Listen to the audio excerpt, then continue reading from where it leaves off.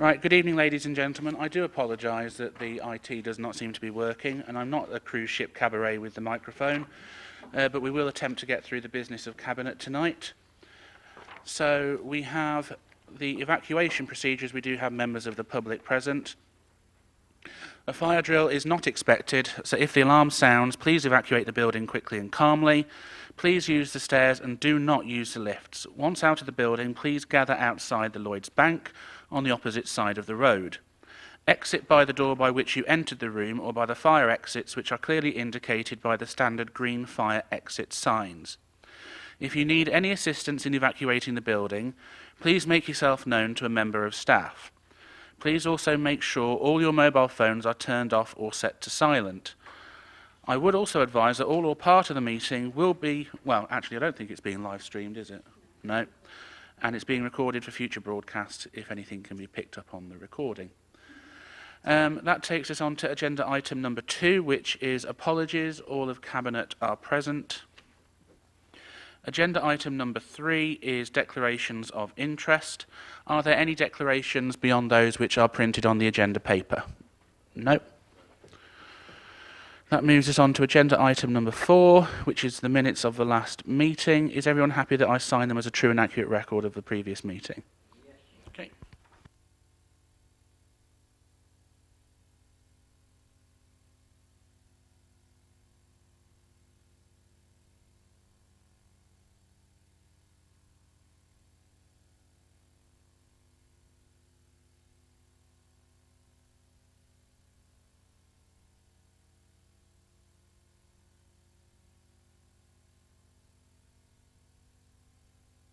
Agenda item number 5 is public consultation.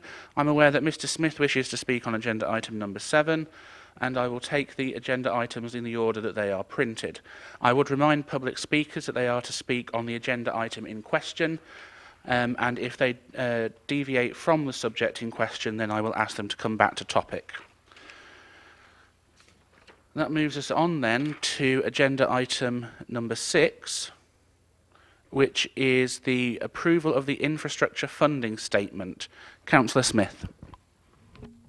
Thank you, Chair. This item looks to seek Cabinet approval to adopt the infrastructure funding statement, or IFS for short, for the year 2022 to 23. And it has to give delegated authority to the Assistant Director of Planning to make any minor changes to the document prior to publication, in consultation with myself, the portfolio holder. Chair, the IFS is basically a report that summarises, in this case for the financial year ending 2023, all of the developer contributions from Section 106 agreements that have been collected during the year, and it's a record of how they've been managed. I'm happy to propose a report with the recommendations as printed. Okay, thank you, Councillor Smith. Does that receive a seconder? Councillor Markham, thank you. Any non-cabinet member? Councillor Condacourt. Chair, does that work okay yet? It's not working? Working now. Yeah, it's really disappointing how much we haven't spent of the Section 106 monies coming in. It's really hard to get money from developers. It only comes in really late, and then there's a whole lot of stuff we're supposed to be building with that money or improving that just isn't getting done. In my patch in Weddington, we've got £140,000 to improve footpaths. Our footpaths are getting washed away by the various floods, worn away by the heavy use now with all the extra developments, and we're just not getting that money. It's the same for cycle routes. I understand all the cycle routes in Nuneaton and Bedworth are effectively on hold now, and it's just really disappointing. Yeah, the tiny crumbs we get from development just isn't happening, and we get £800,000 come in, and we get £100,000 or £200,000 spent a year. Yeah, we need to be doing far better at getting the money spent and getting the stuff in to mitigate the impact of the massive development. I mean, you just get down Wellington. There are just so many people using Sandon Park, etc., but it's falling apart because it hasn't had that spending done on it. Thank you, Chair. Thank you, Councillor Condicle. Any points of clarification? No? Anything that Cabinet wish to come back on, or any officers wish to come back on? No? In which case we'll move to the recommendations as printed. All those in favour please show. That's carried. Thank you very much. And that moves us on to agenda item number 7, which is the Borough Plan Review update, including responses to the publication version and changes to the local development scheme timetable. Councillor Smith. Thank you, Chair. This report is to update Cabinet on the Borough Plan Review process. In particular, it looks at the outcomes of Regulation 19 public consultation, some minor amendments that are required to the infrastructure delivery schedule for the Borough Plan Review, and to recommend to full council that the review can continue on to the Regulation 22 submission stage, with the caveat that any further last-minute amendments deemed necessary can be carried out by delegated powers of the Assistant Director in consultation with myself, the portfolio holder. The agenda also refers to the local development scheme updates required for the projected submission, which will also need to go to full council. Chair, over the last 2.5 years from a standing start, the Borough Plan has gone through various consultations, from the call to sites and issues and options both in 2021, the preferred options in 2022, and last of all the publication document which was consulted on in September and October of this year. Chair, we're now closing in on the submission phase of the revised Borough Plan to the Inspectorate for consideration, and Cabinet will have seen the responses to our final publication document consultation, which have been distributed digitally as Appendix A, because it's a massive amount of paper.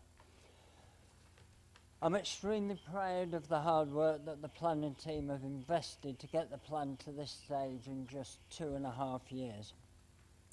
Whatever opposition members may claim, I can tell you this has been an ambitious and extremely quick delivery of a very sound plan when compared to the 10 years the previous administration took. And it's a plan that delivers the homes we need in the places we need them, whilst reducing the build requirement from just under 1,000 homes per year to just 545. This plan also delivers 80 hectares of employment land to ensure we produce the wealth-creating jobs that are so important for the local economy and our residents. Chair, this is our plan for our borough, but we still have a duty to cooperate. So I can tell Cabinet that talks with our local authority neighbours are ongoing and are progressing fairly well. There have been complexities to overcome as we're leading the review process, and none of our neighbours are in the advanced plan making stage that we are. However, we're now close to producing a memorandum of understanding that we're pretty sure most of them, if not all, can sign up to as we move towards submission. To accompany the MOU, we'll be submitting statements of common ground which are currently being prepared with statutory consultees, developers and other interested parties. The plan also includes a comprehensive infrastructure delivery schedule to satisfy the increased need for infrastructure to support the plan. However, I must emphasise, whilst we can identify and outline infrastructure need, the physical delivery is not in the power of this authority, but down to the statutory bodies, such as County Highways, Severn Trent Water, the NHS and Warwick County Council Education. Finally, Chair, Cabinet will note there's a slight update to the local delivery scheme timetable. This is due to a minor slippage caused by the extremely heavy pressure that the planning department is under at the moment. We're currently faced with a mixture of staff shortages and heavy workload, as well as the preparation work needed not just for the recent appeal hearing for the Woodlands development, which I'm delighted to announce we successfully defended, but also preparation for the upcoming 3 6-day appeal inquiries, which it's imperative we win to stop developers building a total of 1,900 houses along the A5 corridor that aren't in our plan and are fraught with problems. All of this means instead of December submission, we're now looking at January. So I'm happy to propose a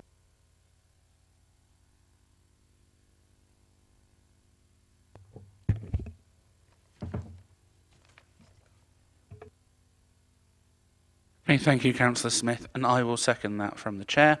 There is one public speaker on this item, which is Mr Smith.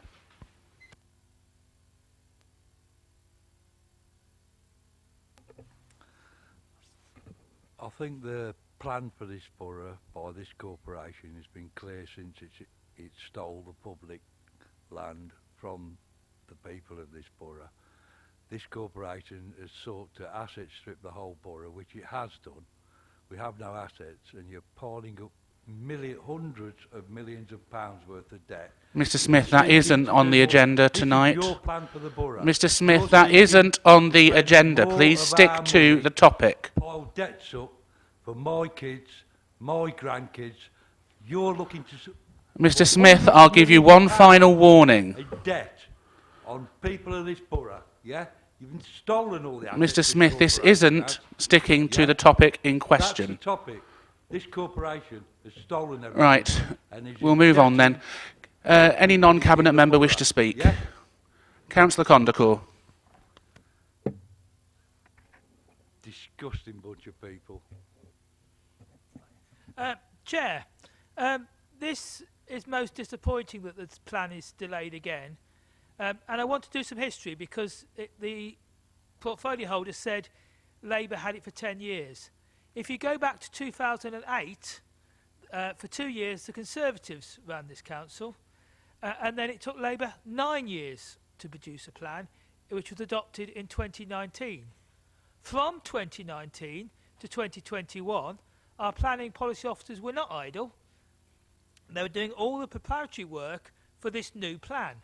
So that when you did your running start in, I think it was about June 2021, you did have a very impressive start.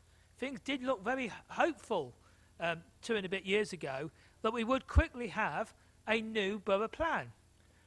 However, rather than it being adopted early this year, it now looks like 2024 at the end, or maybe 2025 beginning, for a new plan. And that will be far, far too late, because every bit of countryside will have had an application by then. And then when you look at the infrastructure development plans are crazy. The sewer upgrades for Church Lane in Weddington are in this plan. They've been cancelled by Severn Trent.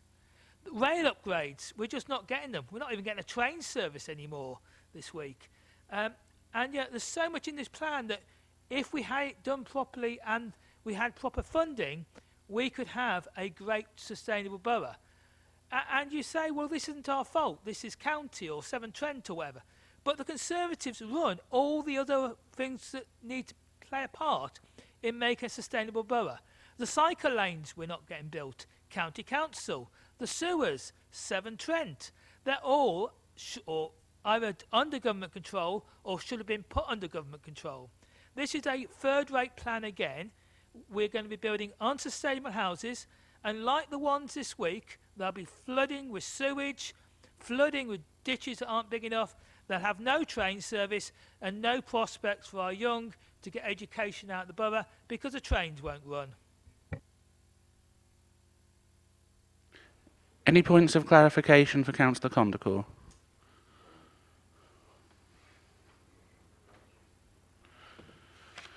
Well, as a seconder, I want to say something about this.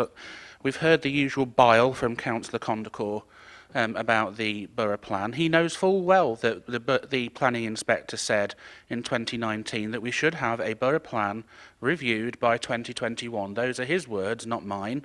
Come 2021, there was no review. He knows that full well. And he also knows, as we have told him on multiple occasions, that when we took control, we had, I believe it was in the region of 15 reports, which were all out of date, all needed revisiting, all costing money, before we could make the plan sound. Now, before we can submit a plan to the planning inspector, we need to make sure that all the information that we submit is viable and will withstand due inspection, because we are under no illusion as a cabinet that when this goes to the inspector and it has a hearing, it will be robustly examined and challenged and tested. And we need to make sure that the evidence that we have relied upon is correct. Those reports also cost money. And I find it slightly ironic that Councillor Condacore talks about proper funding when in his budget in February he proposed to revoke almost the entirety of the Borough Plan Review budget. So under him, it wouldn't have just stalled, it would have stopped. Nothing would have happened, and we would be back at square one with, as he says, all of the countryside left in Nuneaton and Bedworth being concreted over. That would have been the result of the Green budget, not the Conservative budget. Now, we also require input from county highways, and they are dealing with 5 other very complex local plans that they have to fit in together, and it requires capacity to do that, and we have experienced delays, and we have challenged back on that wherever we possibly can. And the last time I checked, Severn Trent Water isn't operated or run by the Conservatives. It is a separate body with no Conservative influence over it, bar what the legislation says by Act of Parliament. So yet again, Councillor Condacore is deliberately misleading the residents of Nuneaton and Bedworth on several fronts.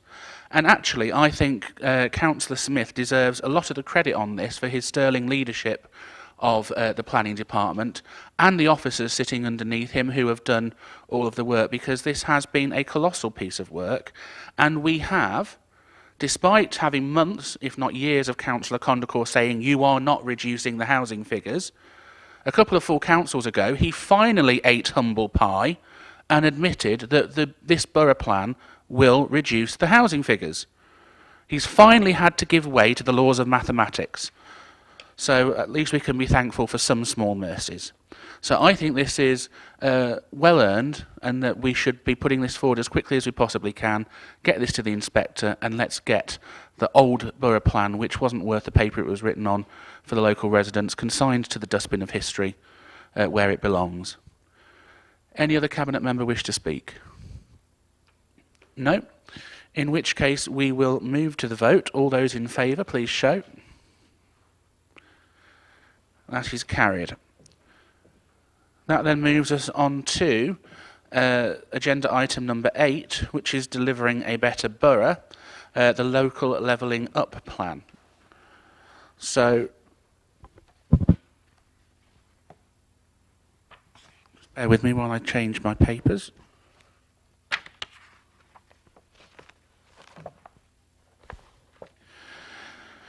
Right, the local levelling up plan is a document which has been several months, if not just over a year in the making, where we have been working wherever possible with the county council for their responsibilities, and indeed other stakeholders, to pull together this plan.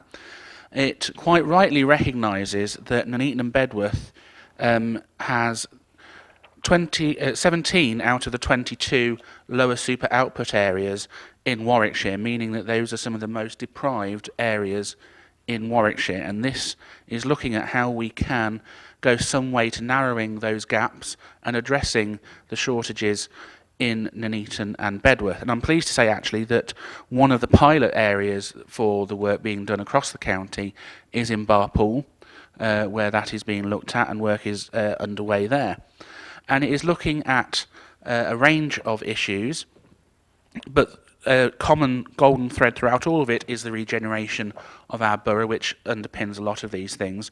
But we're looking not just at bricks and mortar, but in education, skills, life chances, health, inequalities, and those various different things. And I'm pleased to say, actually, that some of the things that we've had added in compared to where we started was looking at, for example, the fact that Nuneaton and Bedworth has the highest rate of male suicides in the county, which is a frightening statistic actually, and is something which we know that men are more unlikely to seek sources of help for mental health than their female counterparts. We also, unfortunately, have had it recognised in here, specifically at our request actually, the fact that we have in Warwickshire the highest number of children going into the care system, and that is an absolute travesty which we need to try and break that cycle of, because not only does it affect a number of public sector bodies in terms of finances, but more importantly, it locks people into a cycle which is very, very hard to break and affects their life chances, their education, their skills, their job opportunities considerably. And we need to look at reducing the amount of children going into care by giving the support and education and soft skills that a lot of these people just haven't had because of their own upbringing. We need to break that cycle. So not only do we have a statement of where we are, but the backup, the plan which goes along with this, also highlights where the milestones that we wish to achieve and the outcomes we wish to achieve. And it will be for this cabinet as well as the county council to monitor progress against the stated outcomes. And as a cabinet, we have been very clear that it isn't just motherhood and apple pie that we are after. It is real, tangible outcomes for residents, and that is what we will be judging the actions on, which will be something that I look forward to seeing improvements on. So I've moved that as the portfolio holder and chair. Does that receive a seconder? Councillor Smith and Councillor Smith, and then Councillor Golby wanted to third it. Any non-cabinet member? Councillor Condacore. We should have been doing levelling up years ago. Clearly there's massive inequalities between South Warwickshire and North Warwickshire, and within the borough between better off areas and less well off areas. But it's not just money, it's the whole infrastructure we provide different areas. And your comment about people being affected by their lifestyle or whatever, they've had 13 years of Conservative government. They've had cuts and cuts to all sorts of facilities and support. The education system wasn't expanded for the extra primary school pupils. The transport system, fares have gone up, bus fares are now unaffordable by so many people. And the inequalities in this country are increasing and increasing. So we have to do serious levelling up. We need to be tackling the child poverty that is increasing at record levels in England. And yeah, this has all the right words, but none of the funding that really requires to transform Nuneaton and Bedworth into the same opportunity, happiness, health as other parts of more affluent the country. And then you look at some of the issues. I mean, I was just looking at page 19 of the report. It talks about things like life expectancy. Yeah, we've got more pollution, less physical activity, more obesity, suicide you mentioned. There's all sorts of issues we've got, and we really need to be tackling the health inequalities and activity inequalities. Because obviously if less people smoke, more people cycle if the Tories don't keep stopping our cycling lanes, people having more clubs and activities going on, yeah, that will help. And we've gone backwards so much. I mean, one of the most lunacy things is the loss of the Bedworth skate park. It's exactly the sort of thing that provided lots of benefit at very low cost. And I asked the council to have a good look at this levelling up work, and actually whenever it does anything, on all your reports, have a line saying, is this levelling up or is this making inequalities worse? Because things like the skate park, free to access, great for obesity, great for mental health, they're the sort of things we should be putting back as quickly as possible. Councillor Condacore, can I just ask a point of clarification on that? Are you aware that the skate park was actually condemned by an independent inspection to say it was no longer fit for purpose and that we should remove it as soon as possible? I'm aware you got consultants in and they declared it unsafe, and 6 months earlier consultants declared it as safe from a different firm. Whatever the background of it, we need to put something back. We need to be spending money in the areas where young people don't have to spend money to occupy themselves, keep fit, have social activities amongst themselves. And those people are now skateboarding in Tesco's car park. I think it should be a priority to sort this out, and whether it was unsafe or not is still open to debate. Thank you. So the answer is yes, you were aware. Councillor Guttridge, is this a point of clarification on what Councillor Condacor has said? I'd just like to say about the skate park. Councillor Condacor was invited in and he saw the report in the full entirety of it, which was later put on the website. So he knew what the report said about how it was condemned. So, and it was there with officers, and he did come in and I was there present. So he's not putting us straight back. Thank you.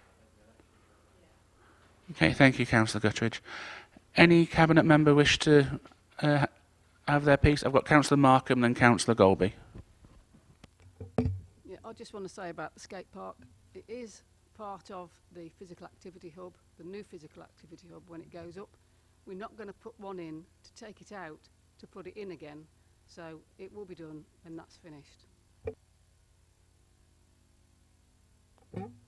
Just to add to that, actually, that was something that I was going to bring up, that we have got other facilities that are in use quite well, actually, within the borough. So, for example, we've got the BMX park at the Jubilee, where we've just installed lights to extend the out-of-hours usage for that. So you can't just constantly say that we're doing all these horrible things. And I'll caveat that to the electorate out there, that there is an election in May, and everything that has just been said from the Green is a party political broadcast on behalf of the Green Party.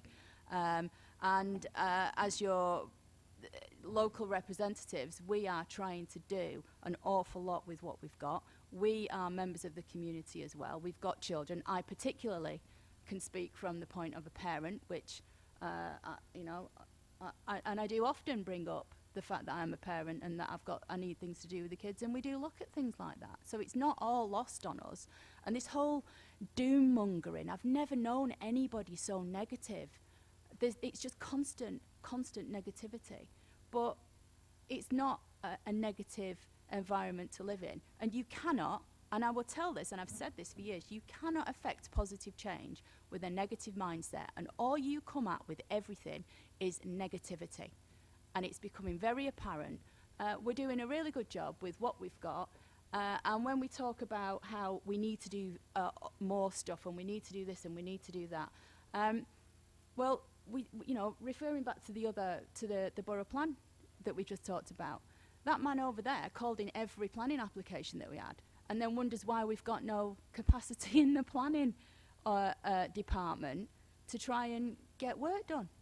It's absolutely ridiculous, but it's you. And I've said it before to your face. You're willfully misleading people. You're absolutely willfully misleading people, and it's all about trying to get you through the next election. That's all that is. Party political broadcast after party political broadcast. What I can say is, if you were sat on this side of the chamber with a Green cabinet, this place would be doomed. That would be doom and gloom, because you only got to look at places like, was it Brighton, that just completely collapsed under a Green administration. So we're doing a really good job in testing times, and so are the officers. Thank you, Councillor Golby. I think you're right to highlight some of the inconsistencies in Councillor Condacor's approach. Let's actually look at some of the facts behind this. A £30 million project for the Bedworth Physical Activity Hub in the heart of Bedworth, where we know that Bedworth has a great number of the 17 super output areas that I mentioned earlier, which will be at the very heart of the town centre in Bedworth, and will provide a number of facilities which will go some way to addressing those inequalities in both health outcomes and opportunities. And we have worked exceptionally hard, both in terms of finance and in terms of design, to get that within budget given the current financial constraints. And I well remember Councillor Condacor actually shouting across the chamber at us, you're borrowing too much money, you're doing this, you're doing that, you can't afford it. Yet when we try and put something in place which will make that positive difference to people, he decries it. We have, as Councillor Golby highlighted, the BMX track work that we did at the Jubilee. We have the cycle track in Bedworth and the new tennis courts that we put in Bedworth to do that. The education and skills that we will be providing in Nuneaton, that we have brought kegs into the heart of the town centre, and that with the regeneration, North Warwickshire and South Leicestershire College will be having a campus in the heart of the town centre, investing directly in those education and skills. And if we're talking about spending priorities, let's not forget that in February, Councillor Condacour was the man who proposed spending £1 million on new windows for the town hall. That was his priority, but our priority is the residents, not his vanity project. So I will actually support the recommendations as printed and bring this to a vote. All those in favour, please show. That is carried. Thank you very much. That brings us on to agenda item number 9, which is the draft general fund budget. Councillor Croft. Hopefully this works. Can you hear me? Okay, you can hear me.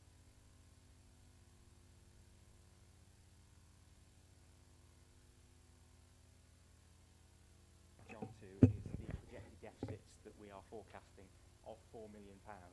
And I would like to emphasise, and I'd like to especially emphasise for our friends in the press, that this is not the council's current position. This is forward estimates of what will happen without remedial action from the administration. This is a starting position for our budget process, which will culminate on budget night in February, which we put back a week this year. The report discusses the assumptions we've made in light of the autumn statements and our projected cost lines, for example, 6% pay award, 6.7% on inflation. We have taken a very prudential approach to it because we have not assumed income streams that are not yet guaranteed, and we have taken a properly zero-based budgeting approach, which is something very new for this council. We've been moving towards this direction for a few years now since we took control, but this is the first time we've actually done some proper challenge on what our projected spend is going to be, rather than the old way of doing things with copy and paste the previous year's Excel column. And that is a very the fact that we are moving to this approach gives us that financial security, and has given us, in the sort of the part approach we took in the February budget just gone, that's allowed us to build the fiscal stabilisers in to meet the extra challenges within this year's outturn. So we are very. Having said that, Mr. Chairman, we are very alive to the challenge that we face. We have to balance the general fund budget by law. We are going to be pushing as hard as possible the transformation agenda, the improvements in productivity and processes that we've discussed so many times in this council chamber, and which are already underway with the restructures and the creation of the assistant director post that we've put in place. And we will inevitably have to make savings and be more frugal with taxpayers' money. But this is our starting position, which will lead us through to the very long budget council in February. And I'll move the report, Mr. Chairman. Okay, thank you, Councillor Croft. And I will second that from the Chair. Any non-Cabinet member? Councillor Condacour. Chair, this isn't a draft budget. It's a draft list of problems. In Councillor Croft's first year, the general fund overspent about £1 million. In the second year, the general fund overspent about £1 million. In this year, it might overspend £500,000. Maybe that'll go up to £1 million. Who knows yet? And then it's forecast for next year, we're looking at a £4 million deficit. Obviously, that will come down when we get more data. But we do not have a medium-term financial plan. We have spent £2 million maybe buying up shops on Bridge Street to have them sit empty. Some of that £2 million could have been spent on our young people, but I know you prefer to buy empty shops and have them sit empty. Our medium-term financial plan is really important because we're spending millions and millions and millions on development projects which need to wipe their face with their interest. Otherwise, we get into a downward spiral, and the officer will be putting in the section 114 notice, because we cannot cover our costs. A large amount of the forward costs going in is interest on things we're spending, and that will be offset by the income they generate. If we spend 20 million building a hotel, the interest is about 1 million at the moment. If the hotel makes a surplus of 1 million, we've wiped our face. But it won't for quite a few years. This is the problem we've got. This is why we need the medium-term financial plan, and we need to have prudent budgeting. You moaned about the last administration doing cut and paste, but they actually got it more accurate than you did. We are getting an appalling outcome from our forecasting at the moment, and every time we ask questions, you say, don't worry, we're having some more financial data at the next meeting, or December we'll have a medium-term financial plan.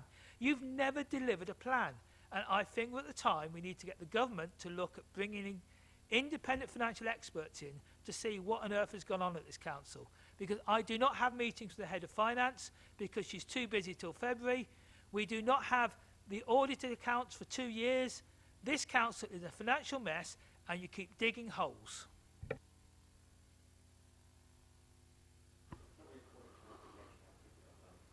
Any points of clarification on what Councillor Condacor has said? No. Anyone wish to enter the debate? Councillor Croft? Does this one work? No, it doesn't work. That's good. Does this one work? No. Councillor Condacor is very old man yells at cloud this evening. I think Councillor Golby was correct when she intimated that there's an election on the way.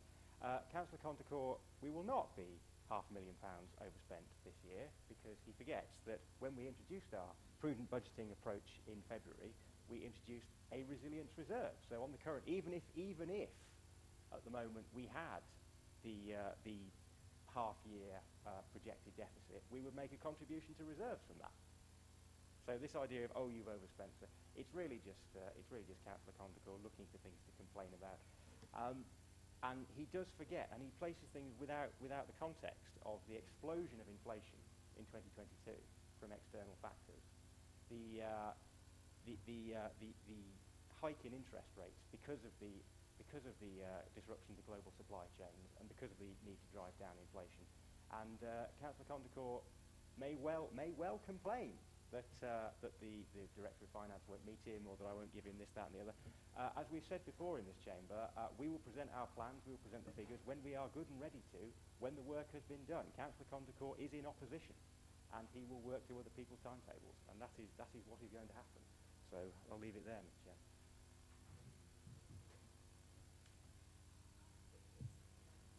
We are in debate. Councillor Golby. It's just to come back on a point as well. I've said publicly a few times now in this chamber, had we not taken over when we did, this authority, I believe, would be bankrupt.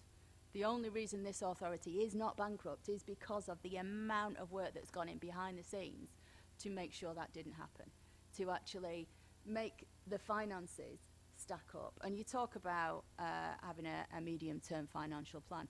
We're still dealing with the fallout from years of poor financial management and decision-making by the previous leadership. It's as simple as that.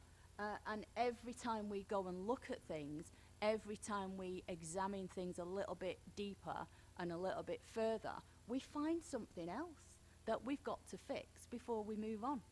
Housing and communities in my particular portfolio is exactly the same. Uncovering things all the time.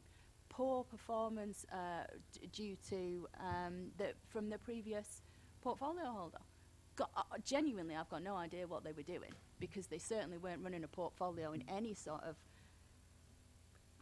good or respected or business savvy way at all. We're talking, you know, I spoke at the last Housing and Communities Overview Scrutiny Committee. We talk about finances, and I talked about the garage rents. And a simple change in the garage rents is now yielding much more income than it was before, and it was a simple change, one that was decried by the opposition at the time, but actually has been a massive benefit to the organisation.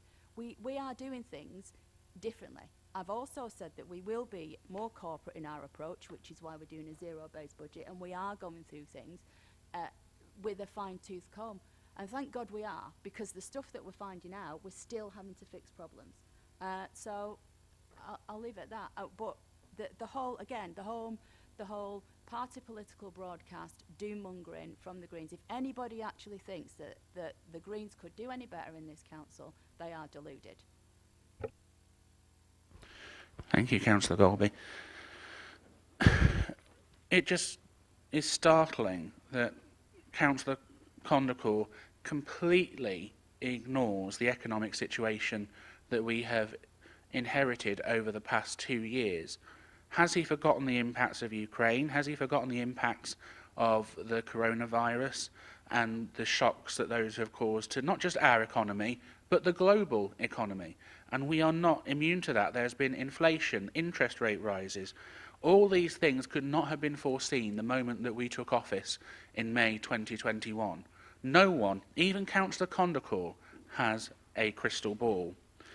What really troubles me is that there are certain elements, expressly Councillor Condacourt, who continually rely on the politics of fear, trying to instill this fear and misinformation that we will be headed for a Section 114, that everything is calamitous, the world is ending, the end is nigh.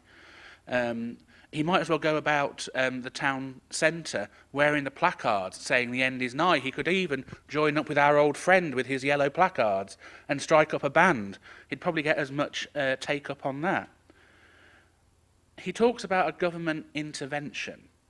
The only person who needs an intervention is Councillor Condacourt himself, and that is an intervention with reality itself.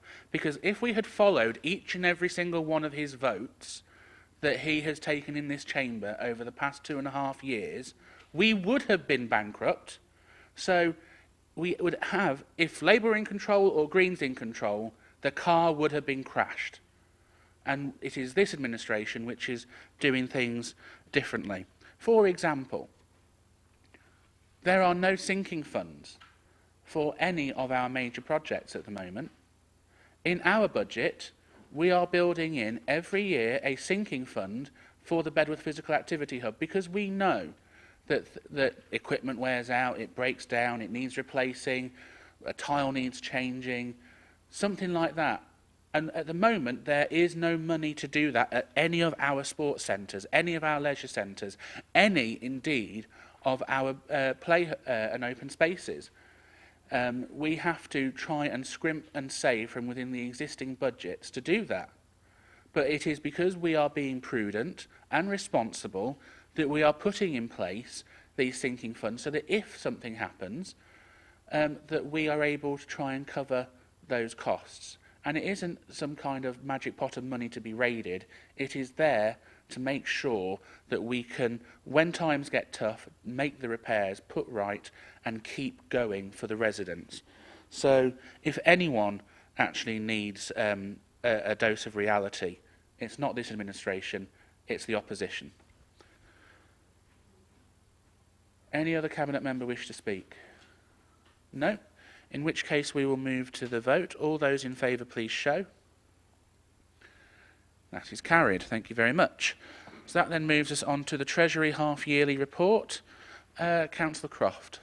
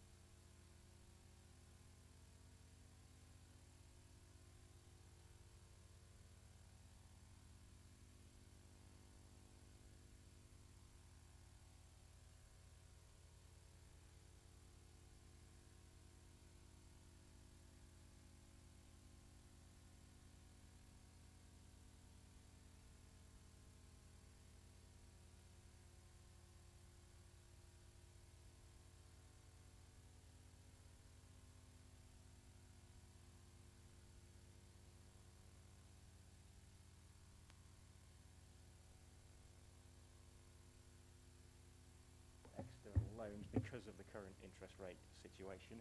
We may well have to do so at the end of this financial year and the start of the next financial year, which is why you see the debt position uptick in the report. There is one other thing to call out, which is under section 10 of this report, which is that we have actually breached, as an organisation, our own debt maturity policy in terms of the HRA and the HRA only, and that is because there was, when we restructured the debt for the HRA in 2011-12, there was not sufficient provision and planning put in place for debt maturity and debt repayment. And as you just alluded to, Mr. Chairman, given the Deputy Leader, given the things we keep finding, you do wonder, given the previous record and the previous processes in place, which we are trying to fix, how we had any sort of chance to do any of the achievements we've had in the past 2.5 years with this kind of very basic policy thing, which should have been in place for 10 years, which wasn't. So we are now correcting that and making sure that these policies are in place for the future. So I shall move the report. Thank you, Councillor Croft, and I will second that from the Chair. Any non-Cabinet member? Councillor Condacor. As I've said previously, taking on debt that then wipes its face because you've got things paying for it is fine. If you look at the housing revenue account, we build houses, we rent them out, that rent pays for the interest. So I'm not worried about the housing revenue account. What I am worried about is the general fund borrowing and that impact on the Treasury, because we're doing things such as bringing in empty shops, turfing the tenants out and leaving them empty for a year. So you're covering the interest without any income. We have so many projects going through soon. As it's been said, £30 million for the activity centre in Bedworth. A lot of that will be the half that government's paying us, the 15 million, but a lot of the other half, we think that's section 106 for sites that might never get developed, like Bedworth Woodlands. So we've got lots of things that we need to sort out in terms of our debt profile, and it is really worrying the level of debt expected next year. Even if these forecasts are totally wrong, because Councillor Croft hasn't put in what we're really going to build in terms of these models. He said himself, don't take too much note of these figures because it's based upon things before we've changed what we're going to develop. Well, sure, this is more reason to have the capital programme medium term before we sign off these reports, so we know exactly how much we're going to borrow and we know how much income that's going to generate to service the loans. Debt is really, really dangerous stuff. If you get it right, you borrow, you build stuff, and the act of inflation means your debt dwindles over time. If you don't service that debt enough, you end up loading more debt on, and it's the same as the idea of we build a hotel and the first year's interest is then loaded onto the debt as well. If you start doing that stuff, your debt grows quicker than you can pay it off. And it's like having a repayment mortgage. You're actually getting behind on and behind on and behind on, and you get into a downward spiral. And it's that downward spiral I'm always worried about, which is why we need to be really careful on capital projects. And you keep mentioning my idea of actually targeting this building up, but you never mention the idea we should actually rent it out, have it energy efficient. We have one floor of this building sitting mostly empty. We are not using our assets enough. And so we should be looking at the assets we've got. We should be looking at that £2 million of empty shops we've bought. And if we can't redevelop them, we should be putting someone in there. Thank you. Any points of clarification to Councillor Condacor? No? In which case we'll move into debate. Anyone have anything they wish to raise? Councillor Golby. Bringing up the HRA, because it sits under the housing portfolio. It's just to go back to the previous comment that I made about when we start looking at things, we're finding problems. So for the last couple of years, we've been doing working through restructures, etc., through the ASB teams, which are now working really, really well. We're getting really good results from the ASB team. So my field of vision has now turned on to capital projects and the HRA. And literally, as soon as we start looking and doing a deep dive on the HRA, we discover that in 2011, 2012, there wasn't enough time built in to our repayments. So when you talk about us not actually doing what we're supposed to be doing, I will refer back to that point that every time we go to look at something, every time I go to put a business plan together, or I go to have a look at our capital projects in the HRA, in my portfolio, we're discovering issues, and I can't move forward until those issues are resolved. And I've been asked several times now to put together a business plan and a projects plan and everything else, and I keep saying measure twice, cut once. And we're still measuring. We're still finding problems from the previous administration and previous finance teams that did not put in adequate repayments for things that we have got still ongoing. We're having to rectify this. This is 2.5 years into our tenure. We are still finding major issues, which are hamstringing us. So it's all very good carping from a sedentary position on the other side with no responsibility whatsoever, but actually we are doing what we need to do to make sure that this place is fit for the future, both in service delivery and finances. And that is exactly what we're doing, and we're doing it right. And I'm glad that Councillor Kandaka has brought up debt, because not that long ago he's advocating a £10 million flood relief scheme that we would have to borrow money for. So I'm guessing that's off the table now, because we don't want to take on any more debt, do we? So hopefully we'll stop hearing about the turning Whittleford Park into a marina or a swimming pool or whatever the cloud cuckoo idea is, because that would mean incurring more debt. So let's just put that one to bed right now. I've never known anybody speak with such a forked tongue in my life, because on one side of the conversation you get one thing, and then you turn your face and you get something out of a different cheek. So we can't spend money if we haven't got it. We're trying to make sure that we've got a solid financial background, both in the HRA and the General Fund, and we won't be doing flood relief schemes flooding Whittleford Park. Thank you, Councillor Golby. Any other Cabinet member? No, in which case we'll move to the vote on the recommendations as printed. All those in favour, please show. Okay, that is carried. Thank you very much. We move on to agenda item number 11, recommendations from overview and scrutiny panels. There are none. Agenda item number 12, any other items? I'm not aware of any which have been brought to my attention, in which case I'll thank everyone for their attendance and declare the meeting closed. Thank you.